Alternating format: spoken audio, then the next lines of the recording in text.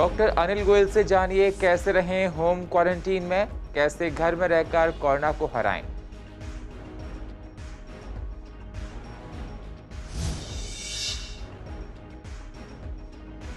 पूर्व दिल्ली के लोगों ने लॉकडाउन को बढ़ाना बताया सही। कोरोना के बढ़ते केस को लेकर सही निर्णय। दिल्ली में कोरोना महामारी से बुरा हाल है।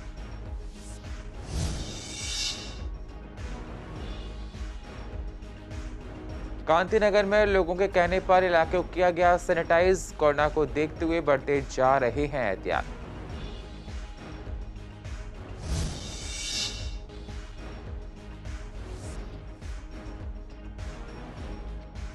दिल्ली में पानी की समस्या बढ़ी। पानी की हर बूंद को बचाना बेहद जरूरी।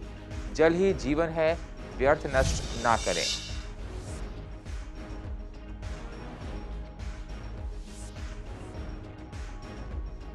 और दिलशाद गार्डन में एम्बुलेंस ना मिलने पर ई रिक्शा चालक मरीजों को पहुंचा रहा है अस्पताल।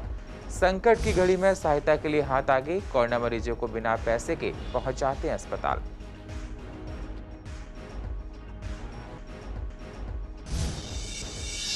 नमस्कार, स्वागत है आप सभी का सीसीएन में। मैं हूं आपके साथ सुनील चौहान और आप देख रहे हैं पूर्व दिल्ली खास। अब होते हैं रूबरू पूर्व दिल्ली की अहम खबरों के साथ। पूर्व दिल्ली में कोरोना से बुरा हाल है। लगातार बढ़ते केस लोगों के लिए बहुत बड़ी परेशानी है। Doctor Anil Goyal corona positive हैं और वो होम आइसोलेशन में हैं। उन्होंने वीडियो बनाकर बताया कि कैसे हम लोग इस महामारी के संक्रमण को कम कर सकते हैं और होम आइसोलेशन में रहकर कैसे कोरोना को ठीक किया जा सकता है। क्या बता रहे हैं, जरा आप भी सुनिए। जब भी आप होम क्वारंटाइन में होते हैं तो अपने एक डॉक्टर की सलाह माने। सबसे पहले ये डिसाइड वो करेंगे कि आप माइल्ड और मॉडरेट डिजीज के किस कैटेगरी में हैं। डाइट में सबसे पहले मैं सुबह उठकर गुनगुना पानी और कुछ पानी में डाले हुए बादाम खाता हूँ, जिससे कि आपकी इम्यूनिटी बेहतर रहे। उसके बाद 7 से 7:30 के बीच में आधा घंटा योगा और मेडिटेशन और कुछ प्राणायाम की एक्सरसाइज। नाश्ता किया जाएगा जिसमें कि आपके फ्रूट्स हो। आप अगर अंडा खाते हैं तो 1-2 अंडे का ऑमलेट हो, पोहा हो, उपमा हो और पराठा भी खा सकते हैं। लेकिन जो मिर्ची वाली है, तली हुई चीज़ें हैं या अचार जैसी चीज़ें हैं या बहुत ज़्यादा घी है, बहुत ज़्यादा शुगर है, वो ना लें। साथ में आप 1 गिलास दूध भी ले सकते हैं। दोपहर में 12-1 बजे आप एक काढ़ा ले सकते हैं और उसके बाद एक स्टीम आपको ले लेना चाहिए। लंच में भी इसी प्रकार से आप दाल लें, चावल लें, चपाती लें और सलाद लें, लेकिन उसमें बहुत ज़्यादा नींबू नमक या ऐसी चीज़ें ना डालें। इसके बाद शाम को 7 बजे एक बार काढ़ा और एक बार कोशिश करें स्टीम फिर ले लें। अगर आपको हल्की खांसी है तो गार्गल जरूर करें। रात में 9 से 10 के बीच में एक इसी प्रकार से जैसे दोपहर का लंच है उसी की तरह तर्ज पर लंच लें और 10 से 6 बजे 8 घंटे आराम की नींद लें। हवादार कमरा होना चाहिए, वेंटिलेशन होना चाहिए। उसका आप विंडो खोल दें, अगर हो तो पीछे का दरवाजा भी खोल दें। और इसी प्रकार से आपका टॉयलेट भी होना चाहिए कि उसमें एक विंडो हो, हवादार कमरा हो। बिस्तर है उसमें भी रोजाना शीट चेंज करते रहें और डिस्पोजेबल शीट यूज कर सकते हैं, और नहीं तो उसको रोजाना धुलने में उस शीट को डाल दें। आपको 4 से 6 घंटे पर triple layer mask, surgical mask है, वो बदलना चाहिए जिससे कि आप तीमारदारों को इन्फेक्शन ना पहुंचाएं।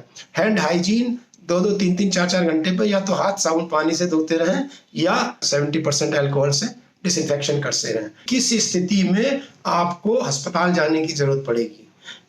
सबसे पहला, अगर आपका ऑक्सीजन सैचुरेशन 94 के नीचे डिप कर रहा है और परसिस्टेंटली 90 के आसपास रह रहा है तो आपको जरूरत पड़ सकती है। आपका बुखार 3 दिन में 101, 102 के ऊपर बना हुआ है और नीचे नहीं आ रहा है, जरूरत पड़ सकती है। आपका रेस्पिरेशन 24 के ऊपर चल रहा है पर मिनट तो जरूरत पड़ सकती है। आपको बराबर उल्टियां हैं आपको तो जरूरत पड़ सकती है।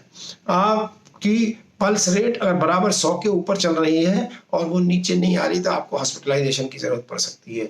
मैं निश्चित रूप से मेरा ये मानना है कि अननेसेसरी घर में होर्डिंग ऑक्सीजन की ना करें। अगर आपको जरूरत नहीं है तो घर में ऑक्सीजन का सिलेंडर ना मंगवाएं। ज्यादा से ज्यादा एक कंसंट्रेटर मंगा सकते हैं जो कभी इमरजेंसी में आपके काम आएगा जब तक कि आपको हॉस्पिटल में एडमिशन नहीं मिल रहा है। 90, 92, 93 अगर ऑक्सीजन है तो वो भी घर पर ही भी उसका होम क्वारंटाइन में ही इलाज हो सकता है। हाँ, 90 के नीचे अगर ये जाता है तो मुझे लगता है आपको एडमिशन की आवश्यकता पड़ेगी। ये बीमारी भी उसी तरह चली जाएगी जिस तरह एक फ्लू चला गया है, अगर आप ये सारी चीजें फॉलो करते रहें। दिल्ली में कोरोना के संक्रमण अब रुकने का नाम नहीं ले रहे हैं। कोरोना की वजह से हर रोज काफी लोगों की मृत्यु हो रही है। सरकार ने संक्रमण कम करने के लिए लॉकडाउन लगा दिया है। दिल्ली के सीएम अरविंद केजरीवाल ने ट्वीट करके लोगों को लॉकडाउन के एक हफ्ते आगे बढ़ाने की जानकारी दी है। इस पर हमने पूर्व दिल्ली की आवाम से पूछा क्या कि इस दौरान लॉकडाउन लगना ठीक है, तो लोगों ने अपनी इस पर राय रखी है।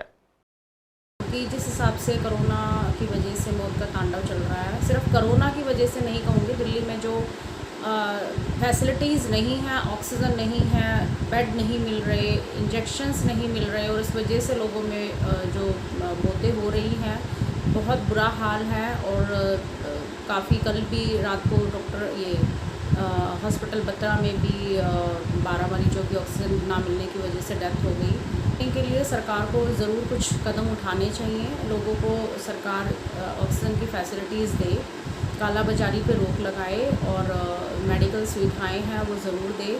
इस लॉकडाउन का इनसे पूछो फ़ायदा क्या है। इधर पब्लिक ट्रांसपोर्ट खोल रखी है, लोग बेचारे परेशान हो रहे हैं। लॉकडाउन लगाना है तो एक बार सख्ती से तो लगाएं।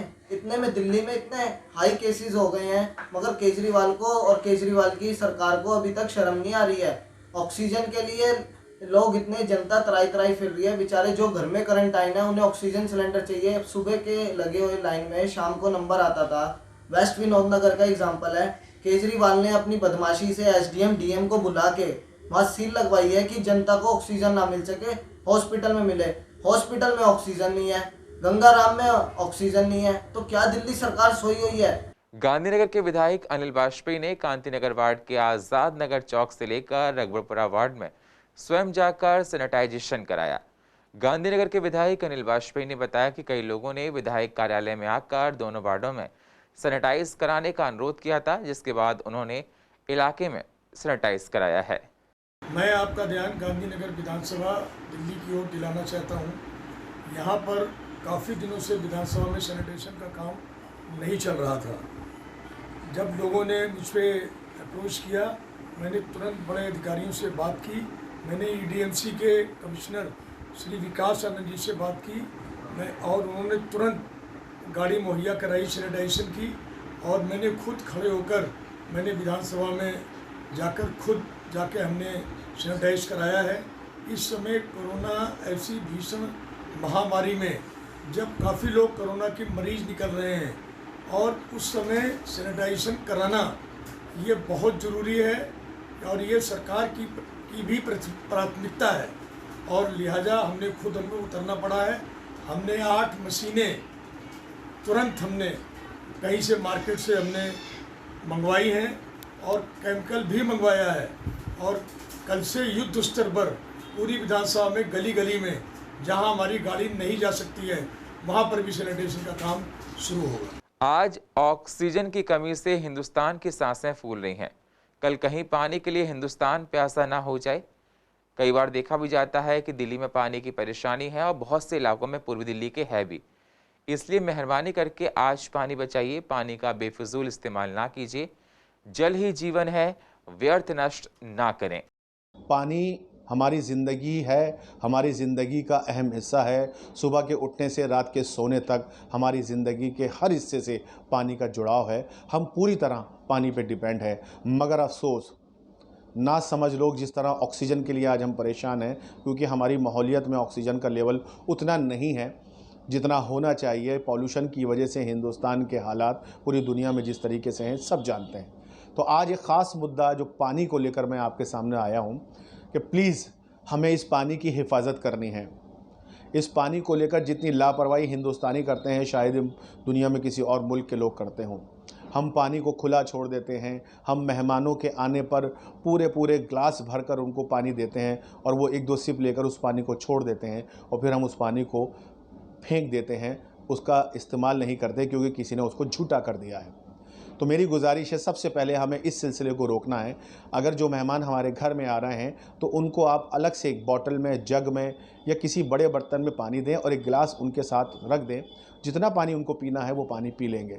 ये मेहमान नवाजी और ये अदब के चक्कर में हम पानी का बर्बादा कर रहे हैं। हमें अपने पानी को, अपनी हवा को, आबो हवा को अपने घरों में पौधे लगाकर, पेड़ लगाकर बचाना है। और आज का ख़ास अहम जो मुद्दा है वो पानी है। प्लीज़ इस पानी को बचाइए। इस कोरोना काल की महामारी में लोग मानव धर्म निभाने के लिए अनोखे कदम उठा रहे हैं।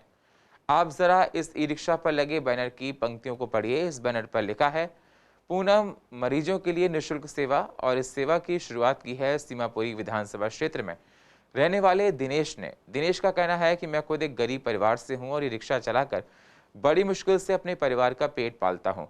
जब मैंने देखा कि एम्बुलेंस वाले पुराने जो मेरे मरीज को ले जाने के लिए मनमाने पैसे वसूलते हैं, तभी मैंने निर्णय लिया कि मैं मानव धर्म के लिए अपना ई रिक्शा कोरोना वायरस ले जाने के लिए निःशुल्क चलाऊंगा। और दिनेश ने अपना ई रिक्शा उत्तर पूर्व दिल्ली के राजीव गांधी सुपर स्पेशलिटी अस्पताल के बाहर खड़ा कर दिया है, जहां इस अस्पताल में पुराना शहर भी है। और अब दिनेश खुद पीपीई किट पहनकर निःशुल्क कोरोना वायरस हमें अपना मानव धर्म निभा रहे हैं। दिनेश ने पूछा कि क्या आपको डर नहीं लगता, आप कोरोना मरीजों को अपने रिक्शे में इलाज के लिए ले जाते हैं? तो उनका कहना था कि मैं पूरी सुरक्षा के साथ ही मानव धर्म को निभा रहा हूं, क्योंकि नर सेवा ही सबसे बड़ी नारायण सेवा होती है। अब 2-2 किलोमीटर के 5-5 7 आए हुए मांग रहे हैं एम्बुलेंस पाए। तो मैं टीवी की न्यूज़ देख रहा था, तो मेरे मन में आया मैं बैठा हूँ कहीं पे, गरीब तो आदमी है, हमने कहीं थोड़ा बहुत मदद करे दुनिया की। तो ये प्रेरणा आपको कहाँ से मिली? मैं न्यूज़ देख रहा था पया घर पे। तो क्या देखा आपने न्यूज़ में? न्यूज़ में देखा 5-5 आए 6 आए हुए 2 किलोमीटर के एम्बुलेंस मांग रहे थे पैसे। कौन मांग रहा है? एम्बुलेंस वाले। अच्छा, हाँ, तो आपने कुछ कहा वहाँ पे? मैं घर पे था, मैं देख रहा था। ये मन में विचार आया मैं भी करूँ फिर सेवा। कोरोना का टाइम चल रहा है। हाँ, कोरोना टाइम पे जितनी मदद बन जाती नहीं करूँगा। आपको डर नहीं लग रहा? डर का और क्या चाहिए, फ्री सेवा करने चाहता हूँ मैं 2-4 किलोमीटर की। क्या नहीं, कोरोना मरीज हो गई है, रोड पे एक्सीडेंट रहता उनके लिए भी? हाँ उसके लिए सही आए हम तो योग एकदम, मैं कहता हूँ बहुत अच्छे हो जाए भाई, सही हो जाए, कोरोना खत्म हो जाए, बहुत अच्छी बातें है। मैं तो सेवा करने के लिए तैयार हूँ। और पूर्व दिल्ली की अधिक जानकारी के लिए आप यूट्यूब पर जाकर CCNN को सब्सक्राइब करें और फ्रेश अपडेट लेते रहें। और फिलहाल पूर्व दिल्ली खास में इतना ही। बाकी खबरों के लिए आप बने रहिए CCN के साथ। तब तक के लिए नमस्कार।